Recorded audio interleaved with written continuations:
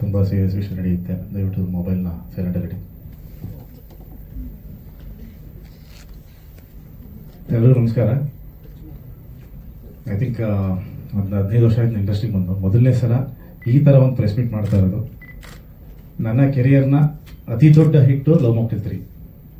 ಅದು ನಂಬರ್ಸಲ್ಲಿ ಆಗ್ಬೋದು, ರಿವ್ಯೂಸಲ್ಲಿ ಆಗ್ಬೋದು, ಬಂದಿರೋಂಥ ಅಂದರೆ ರಿಸೀವ್ ಮಾಡಿರೋಂಥ ರೀತಿಲಿ ಆಗ್ಬೋದು. ಸೊ ಅದನ್ನು ಓಪನ್ ಆಗಿ ಹೇಳ್ತಾ ಇದ್ದೀನಿ, ನನ್ನ ಕೆರಿಯರ್ನ biggest hit Love mocktail 3. So actually success meet plan ಮಾಡಿದ್ವಿ, ಅದು ನೋಡಿದ್ರೆ ಇದಾಗೋಯ್ತು ಈಗ. ಸೊ ನಾನು ಲವ್ ಮಾಕ್ಟೇಲ್ 2 ರಿಲೀಸ್ ಮಾಡಿದ್ದು 2022 ಫೆಬ್ರವರಿ 11ನೇ ತಾರೀಕು. ಸೊ ಅದಾದಮೇಲೆ ಬಹುಶಃ ಒಂದು 7-8 ತಿಂಗಳು ನಾನೇನೋ ಬೇರೆ ಬೇರೆ ಸಿನಿಮಾಗಳು ಮಾಡ್ಕೊತಾ ಇದ್ದೆ, ಅದ್ರ ಬಗ್ಗೆ ಏನೂ ಯೋಚನೆ ಮಾಡಿಲ್ಲ ಪಾರ್ಟ್ 3ಗೆ. 2022 ಪ್ರಾಬ್ಲಿ ಡಿಸೆಂಬರ್ ಅಥವಾ 23 ಜಾನ್ವರಿ ಆ ಟೈಮಲ್ಲಿ ಕೂತ್ಕೊಂಡು ನಾನು, ಮಿಲನ ಮತ್ತು ಯದುನಂದನ್ ಕೂತ್ಕೊಂಡು ಒಂದು ಸ್ಕ್ರಿಪ್ಟ್ನ ಯೋಚನೆ ಮಾಡೋಕ್ಕೆ ಸ್ಟಾರ್ಟ್ ಮಾಡಿದ್ವಿ. ಏನು ಎತ್ತ ಏನು ಅಂತ ಒಂದಷ್ಟು ಯೋಚನೆಗಳು ಮಾಡೋಕ್ಕೆ ಸ್ಟಾರ್ಟ್ ಮಾಡಿದಾಗ ನಾನು ಸ್ಕ್ರಿಪ್ಟ್ ಹೇಗೆ ಬರಿತೀನಿ ಅಂದರೆ, ನನಗೆ ಯಾವಾಗಲೂ ಕ್ಲೈಮ್ಯಾಕ್ಸ್ ಏನು ಅನ್ನೋದು ಗೊತ್ತಾಗಬೇಕು. ಅದಾದಮೇಲೆ ನಾವು ಕತೆ ಬರೆಯೋದು. ಅಂದರೆ ನಾವು ಬಸ್ ಹತ್ತೀವಿ ಅಂದರೆ ಎಲ್ಲಿಗೆ ಹೋಗ್ತೀವಿ ಅಂತ ಗೊತ್ತಿರಬೇಕಲ್ಲ. ಈಗ ಬೆಂಗಳೂರು ಬಸ್ ಹತ್ಬೇಕೋ, ಹುಬ್ಳಿ ಬಸ್ ಹತ್ಬೇಕೋ, ಯಾವ ಬಸ್ ಹತ್ಬೇಕು ಅಂತ. ಸೊ ನಾನೇನು ಕತೆ ಹೇಳಕ್ಕೆ ಹೋಗ್ತೀನಿ, ಫಸ್ಟ್ ಅದು ಹೆಂಗೆ ಸ್ಟಾರ್ಟ್ ಆಗುತ್ತೆ, ಇಂಟ್ರೋಲ್ ಪಾಯಿಂಟ್ ಏನು, ಕ್ಲೈಮ್ಯಾಕ್ಸ್ ಏನು, ಇದು ಫಸ್ಟ್ ನಾನು ಮಾಡ್ಕೊಳ್ಳೋ ಕತೆ. ಸೊ ಅದಾದಮೇಲೆ ಸ್ಕ್ರೀನ್ ಪ್ಲೇನ ನಾವು ಕೂತ್ಕೊಳ್ಳೋದು. ಸೊ ಈ 3 ಏನಿದೆಯಲ್ಲ, starting point, mid point, climax, ಇದೆಲ್ಲ ನಾವು ಗೊತ್ತಾದಮೇಲೆ ನಾನು 2023 ಮಾರ್ಚ್ 22ನೇ ತಾರೀಕು ಯುಗಾದಿ ಹಬ್ಬಕ್ಕೆ ನಾವು ಸ್ಕ್ರಿಪ್ಟ್ ಬರಿತಾ ಇರೋದು ಒಂದನ್ನು ಬರಿತೀನಿ. Happy Yugadi to all, love mocktail 3 ಅಂತ ಬರೀತೀನಿ. ಸೊ ಅದು ಫಸ್ಟ್ ಅನೌನ್ಸ್ಮೆಂಟ್ನ ಮಾಡಿದ್ದು. ಅದು ನಂದೆಲ್ಲ ಓಕೆ, ಇದು ಸಿನಿಮಾ ಮಾಡ್ಬೋದು ಅಂತ ನಂಬಿಕೆ ಬಂದ ಮೇಲೆ ಮಾಡೋಂಥ ಕೆಲಸ. ಯಾಕಂದ್ರೆ ಮುಂಚೆನೇ ನಾವು ಅನೌನ್ಸ್ ಮಾಡಿ ಆಮೇಲೆ ಕತೆ ಬರೀಲ್ಲ. ಸೊ ಇದು ಮಾಡಿದ್ದು.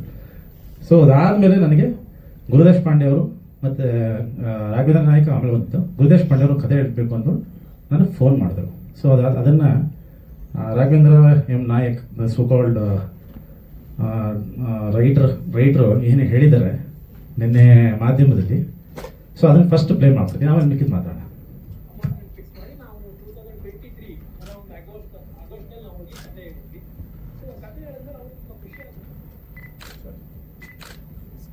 ಅಂದ್ರೆ ಒಂದು ಮಗು ಮೇಲೆ ನಾವು ಸಿನಿಮಾ ಮಾಡ್ತಾ ಇದೀವಿ ಲವ್ ಮಾಕ್ಟೇಲ್ 3.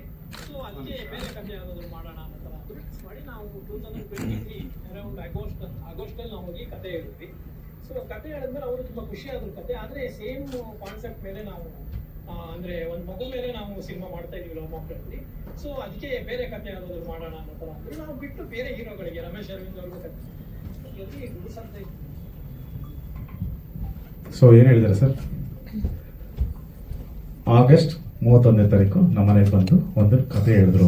ಆ ಕಥೆನ ನಾನು, ಈ ಕತೆ ತುಂಬ ಚೆನ್ನಾಗಿದೆ, ಬಟ್ ಸೇಮ್ ಕಾನ್ಸೆಪ್ಟ್ ನಾನು ಮಾಡ್ಕೊಂಡಿದ್ದೀನಿ, ಒಂದು ತಂದೆ ಮಗಳದು. ಸೊ ನಾನು ಇದನ್ನು ಮಾಡಲ್ಲ, ನೀವು ಮಾಡ್ಕೊಡಿ ಅಂತ ಹೇಳ್ಬಿಟ್ಟು ಬೇರೆ ಕತೆ ಇದ್ರೆ ಹೇಳಿ ಅಂತ ಹೇಳಿದ್ದೀನಿ. ಅದನ್ನ ಈಗ ನಾನೇ ಹೇಳಿದ್ರೆ ತಪ್ಪಾಗುತ್ತೆ, ಸುಳ್ಳು ಹೇಳ್ತಿರ್ಬೋದು ಅಂತ. ಅವ್ರ ಬಾಯಲ್ಲಿ ಬಂದಿರೋದಲ್ಲ ಸರ್, ಅವರೇ ಹೇಳಿದ್ದಾರೆ. ಓಕೆ. ಸೊ ಅದಾದಮೇಲೆ ನನಗೆ ಬೇರೆ ಕತೆ ಹೇಳಿದ್ರು. ಸೊ ಅದಾದಮೇಲೆ ನೆಕ್ಸ್ಟು ಅದು ಮಾಡಲಿಲ್ಲ, ಅದೆಲ್ಲ ಏನೋ ಆಯ್ತು ಬಿಡಿ. ಸೊ ರಿಲೀಸ್ ಆದಮೇಲೆ ಈಗ ಬಂದಿದ್ದಾರೆ. ಎಲ್ಲಿಂದ ಅದನ್ನು ಹೇಳ್ಬಿಟ್ಟಿದ್ದೀನಲ್ಲ, ಇದನ್ನು ಹೇಳ್ಬೋದಿಲ್ಲ. ಓಕೆ.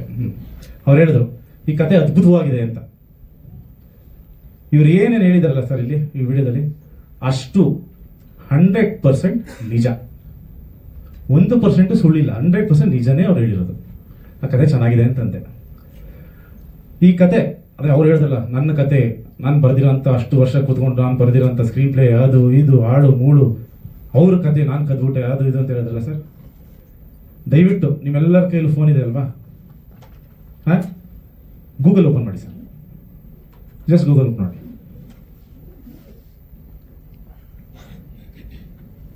ನಾನೊಂದು ಹೇಳ್ತೀನಿ, ಟೈಪ್ ಮಾಡಿ, Hindu man adopted Muslim child in Lucknow ಅಂತ ಹೊಡೀರಿ ಸರ್. ಸೊ ಅಲ್ಲಿ ನಿಮಗೆ ಒಂದು ಕೇಸ್ ಬರುತ್ತೆ. ಐಕುಲಾಲ್ ಸಾಂದಿಲ್, ಹಿಂದೂ ವೆಂಡರ್, ಅದೊಂದು ತುಂಬ ಅವಾಗ ಸೆನ್ಸೇಷನ್ ಕ್ರಿಯೇಟ್ ಮಾಡಿದಂಥ ಒಂದು ಕೇಸು ಲಕ್ನೋವಲ್ಲಿ. ಇದು 2010 ಅನ್ನೋದ್ರಂತೆ.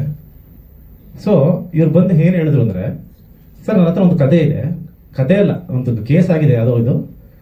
ಅದನ್ನ ಏನಂದ್ರೆ ಟೀ ಅಂಗಡಿಯಲ್ಲಿ ಯಾವುದೋ ಒಬ್ಬ ಹಿಂದೂ ಒಂದು 40-50 ವರ್ಷದವನು ಟೀ ಅಂಗಡಿಲಿ ಇರ್ತಾನೆ, ಟೀ ಅಂಗಡಿ ನಡೆಸ್ಕೊಂಡಿರ್ತಾನೆ.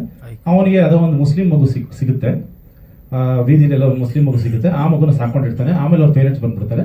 ಪೇರೆಂಟ್ಸ್ ಬಂದ್ಮೇಲೆ ಅದನ್ನ ಕ್ಲೈಮ್ ಮಾಡಿದ್ರು. ಆಮೇಲೆ ಅದು ಹಿಂದೂ ಮುಸ್ಲಿಮರು ಅಲ್ಲ, ಮುಸ್ಲಿಂ ಮಗನ ಹಿಂದೂ ಸಾಕಂಗಿಲ್ಲ ಅಂತ ಎಲ್ಲ ಆಯ್ತು. ಇಲ್ಲ ಹಿಂದೂ ಹಾರ್ಮೋನಿ ಇರಬೇಕು ಹಂಗೆ ಹಿಂಗೆ ಅಂತ ಜಡ್ಜ್ ಎಲ್ಲ ಹೇಳಿ ಇವರಿಗೆ ಕೊಟ್ಟರು ಅಂತ ಹಿಂಗಾಗಿತ್ತು ಅಂದ್ರೆ, ಇಲ್ಲ ಒಳ್ಳೆ ಕತೆ ಸರ್ ಮಾಡಿ ನೀವು.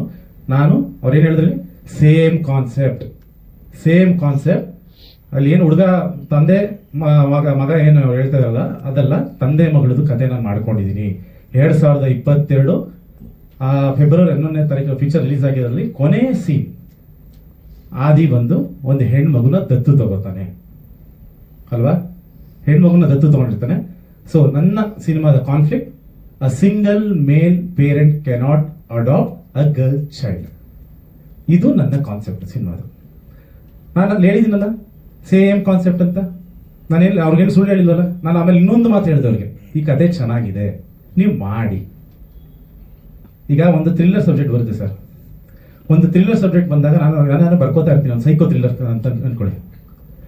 ಸೊ ಸೈಕೋ ಥ್ರಿಲ್ಲರ್ ಕಥೆಯಲ್ಲಿ ಅಂದರೆ ಯಾರೋ ಬಂದು ನನಗೊಬ್ಬ ಹೇಳ್ತಾನೆ, ಸರ್ ಒಂದು ಸೈಕೋ ಥ್ರಿಲ್ಲರ್ ಸರ್, ನಿಮಗೆ ಸೈಕೋ ಥರ ಆಡ್ತಾ ಇರ್ತಾನೆ, ಎಲ್ಲ ಸಾಯಿಸ್ತಾ ಇರ್ತಾನೆ, ಏನಿಗೆ ಸಾಯಿಸ್ತಾನೆ ನನಗೆ ಗೊತ್ತಾಗಲ್ಲ. ಸೊ ಮೇ ಬಿ ಅದನ್ನು ಪೊಲೀಸ್ ಕಂಡಿಡ್ತಾನೆ ಸರ್, ಇದು ಸರ್ ಅಂತಾನೆ. ನಾನು ಹೇಳ್ತೀನಿ, ಇಲ್ಲಪ್ಪ ನಾನು ಸೈಕೋ ಥ್ರಿಲ್ಲರ್ ನಾನು ಕತೆ ಮಾಡ್ಕೊಂಡಿದ್ದೀನಿ, ನಾನು ಈ ಕತೆ ಮಾಡಲ್ಲ, ನೀವು ಬೇರೆಯವ್ರಿಗೆ ಯಾರು ಹೇಳ್ಕೊತೀನಿ ಅಲ್ವಾ, ಇದೇ ಥರ ಹೇಳಿರ್ತೀನಿ. ಸೊ ಅದಾದಮೇಲೆ ಸಿನಿಮಾ ರಿಲೀಸ್ ಆದಮೇಲೆ ಈಗ ಇನ್ನೊಂದು ವಿಡಿಯೋ ಅವ್ರ ಬಾಯಿಂದ ಬಂದಿರೋಂಥದ್ದು, ಇನ್ನೊಂದು ವಿಡಿಯೋ ಹೇಳ್ತೀನಿ ಕೇಳಿ.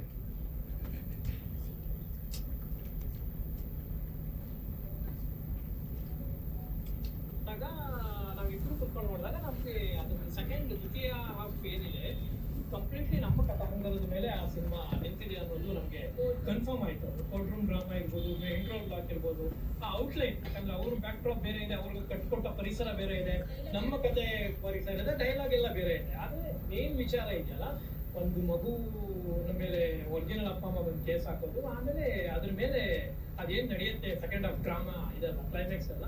ಸೊ ನಮ್ಮ ಕತೆಗೆ ತುಂಬಾ ಹತ್ತಿರವಾಗಿದೆ ಅಂತ ನನಗೆ ಅನಿಸ್ತು.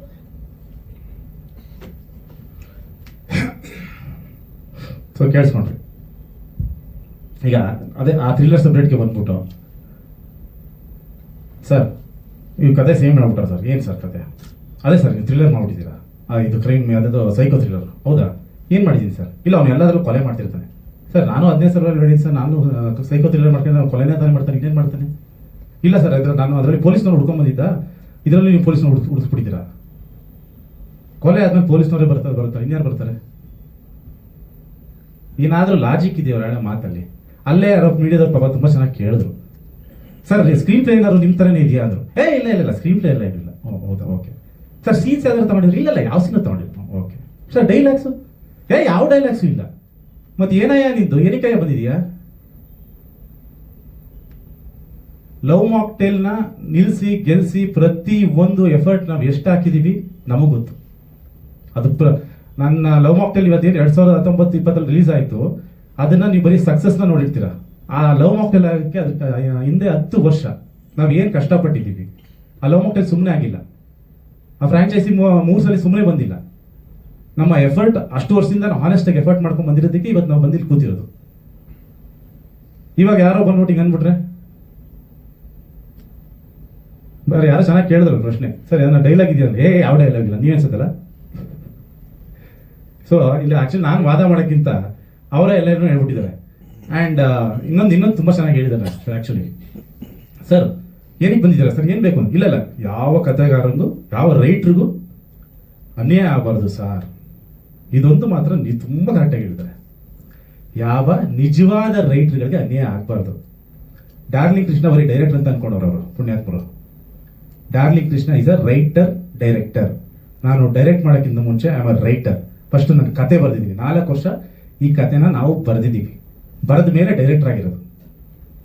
ಸೊ ಅನ್ಯಾಯ ಆಗಬಾರ್ದು ಯಾರಿಗೆ? ನಿಜವಾದ ರೈಟರ್ಗಳಿಗೆ. ಯಾವುದು ಸೋಷಿಯಲ್ ಮೀಡಿಯಾದಲ್ಲಿ ಸಿಗೋ ಕತೆ ಇಟ್ಕೊಂಡು, ಗೂಗಲ್ನಲ್ಲಿ ಸಿಗೋ ಕತೆ ಇಟ್ಕೊಂಡು ಬಂದ್ಬಿಟ್ಟು ಇದು ನನ್ನ ಕತೆ ಅಂತ ಹೇಳ್ತಾರಲ್ಲ, ಇವ್ರಿಗೆ ಏನಾದರೂ ತಲೆಯಲ್ಲಿ ಕಾಮನ್ ಸೆನ್ಸ್ ಅನ್ನೋದನ್ನ ಇದೆಯಾ? ಒಬ್ಬರದ್ದು ನಮ್ಮ ಕತೆ ಅಂತ ಕ್ಲೇಮ್ ಮಾಡೋದಕ್ಕೆ ಒಂದು ನಾವು ಬರೀಬೇಕು ಅದನ್ನ. ಆ ಆಲೋಚನೆ ನಮ್ದಾಗಿರ್ಬೇಕು. ಗೂಗಲಲ್ಲಿ ಆ ಕತೆ ಎಷ್ಟು ಸೆನ್ಸೇಷನ್ ಕತೆ 2011 ನಡೆದಿರೋ ಲಕ್ನೋ ಕೇಸ್ನ ತಗೊಂಡ್ಬಂದ್ಬಿಟ್ಟು ನಾನು ಬರೆದಿರೋದು ನಿಮಗೆ ನೀವು ತಗೊಂಡಿದ್ದೀರಾ, ಏನಾದ್ರು ಆಯ್ತಪ್ಪ, ಯಾವ್ದಾರು ಒಂದು ಸೀನ್ ಇದೆ ಹೇಳು ಅಂದ್ರೆ ಯಾವ ಸೀನ್ ಇಲ್ವಂತೆ, ಏನೋ ಒಂದು ಡೈಲಾಗ್ ಇದ್ರೆ ಯಾವ ಡೈಲಾಗ್ ಇಲ್ವಂತೆ, ಯಾವ ಡೈಲಾಗ್ ಇಲ್ಲ, ಯಾವ ಸೀನ್ ಇಲ್ಲ, ಈ ಸ್ಕ್ರೀನ್ ಪ್ಲೇನೇ ಬೇರೆ, ಬ್ಯಾಕ್ ಡ್ರಾಪೇ ಬೇರೆ ಅಂದ್ಮೇಲೆ ಇನ್ನೇನು ಈ ಪ್ರಾಬ್ಲಮ್ ಏನಿದ್ದು? ಸಿಂಪಲ್ ಅಲ್ವಾ, ಒಂದು ಒಳ್ಳೆ ಸಿನಿಮಾ ಮಾಡೋ ಹೆಸರು ಮಾಡ್ಬೋದಲ್ವಾ? ಗೊತ್ತು ಈಗ ಅವರು ಸಿನಿಮಾಗಳು ಬರ್ತಾಯಿದೆ, ಪಾಪ ಅವ್ರಿಗೂ ಪ್ರಮೋಷನ್ ಬೇಕು, ಅದಕ್ಕೆ ನಮ್ಮ ಸಿನಿಮಾ ಮುಖಾಂತರ ಪ್ರಮೋಷನ್ ಯಾಕೆ ತಗೋತೀರಾ? ನಾವು 2000 ಅಷ್ಟು ಹತ್ತರಿಂದ ಒಂದು ದಿನನೂ ಒಂದು ಸದಿನೂ ಬಂದು ಈ ಥರದೊಂದು ಪ್ರೆಸ್ ಮೀಟ್ ಮಾಡಿಲ್ಲ ನನ್ನ ಜೀವನದಲ್ಲಿ. ಫಸ್ಟ್ ಟೈಮ್ ಬಂದಿರೋದು ಈ ಥರ. ನಮ್ಗಲ್ಲಿ ಅಷ್ಟು ದೊಡ್ಡ ಸಕ್ಸಸ್ ಆಗಿದೆ ಸಿನಿಮಾ, ಅದನ್ನ ಎಂಜಾಯ್ ಮಾಡೋಣ ಅಥವಾ ಇವ್ರುಗಳ ಕೇಳೋ ಆನ್ಸರ್ನ ಉತ್ತರ ಕೊಡೋಣ. ಮೊನ್ನೆ ಯಾರೋ ಒಂದು ಚೆನ್ನಾಗಿತ್ತು, ಸುನೇನಾ ಸುರೇಶ್ ಅವರು ಒಂದು ಅದ್ಭುತವಾಗಿ ಸಿನಿಮಾನ ನೋಡ್ಬಿಟ್ಟು ಟೈಮ್ಸಲ್ಲಿ ಇದ್ರಲ್ಲ, ಇನ್ಸ್ಟಾಗ್ರಾಮ್ ಅಷ್ಟು ಚೆನ್ನಾಗಿ ಬರೆದಿದ್ದಾರೆ, ಸಿನಿಮಾ ಅಷ್ಟು ಇಷ್ಟ ಆಯ್ತು, ಇಷ್ಟ ಆಯ್ತು ಅಂತ. ಕೆಳಗಡೆ ಒಂದು 5 ಕಾಮೆಂಟ್ ಇದೆ, ಅದ್ರಲ್ಲಿ ಒಬ್ಬ ಕಾಮೆಂಟ್ ಆಗ್ತಾನೆ, ಸೆಕೆಂಡ್ ಹಾಫ್ ಕದ್ದವ್ರೆ ಅಂತ ಆಗ್ತಾನೆ. ಯಾರು ಸರ್ ಕದ್ದಿರೋದು ಇದು? ಒಬ್ಬ ಮೇಕರ್ಗೆ ಇದಕ್ಕಿಂತ ಒಂದು ಅವಮಾನ ಮಾಡೋದಿದೆಯಾ? ನಾನು ದೊಡ್ಡ ರೈಟ್ರು ಅಂತ ಏನೋ ಹೇಳ್ಕೊಂಡು ತಿರುಗಾಡ್ತವ್ರಲ್ಲ, ನಮಗೆ ಎಷ್ಟು ಮರ್ಯಾದೆ ಹೋಗಿದೆ ಹೇಳಿ. ನಾನು ಅದಕ್ಕೋಸ್ಕರ mister the legendary director Gurudesh Pandey and the legendary writer the so called Raghavendra Nayak, ಇವ್ರ ಮೇಲೆ ಲೀಗಲ್ ಆಗಿ ನಾನು ಆಕ್ಷನ್ ತಗೋತಾ ಇದ್ದೀನಿ. ಸೊ ಯಾವ ಕಾಂಪ್ರಮೈಸು ಮಾಡ್ಕೊಳ್ಳಲ್ಲ, ಏನೂ ಮಾಡಲ್ಲ. ಅದಕ್ಕೆ ನಾನು ನಿನ್ನೆ ಮೊನ್ನೆ ಎಲ್ಲ ಸುಮ್ಮನೆ ಇದ್ದಿದ್ದು, ಆ ಲೀಗಲಿನೇ ತಗೊಂಡು ಹೋಗ್ಬೇಕು. ಯಾಕಂದ್ರೆ ಇಂಥವ್ರಿಗೆಲ್ಲ ಉತ್ತರ ಹಂಗೆ ಕೊಡ್ಬೇಕು. ನಿಮ್ದೇನೋ ಪ್ರಶ್ನೆ ಇದೆ ಕೇಳಿ ಸರ್.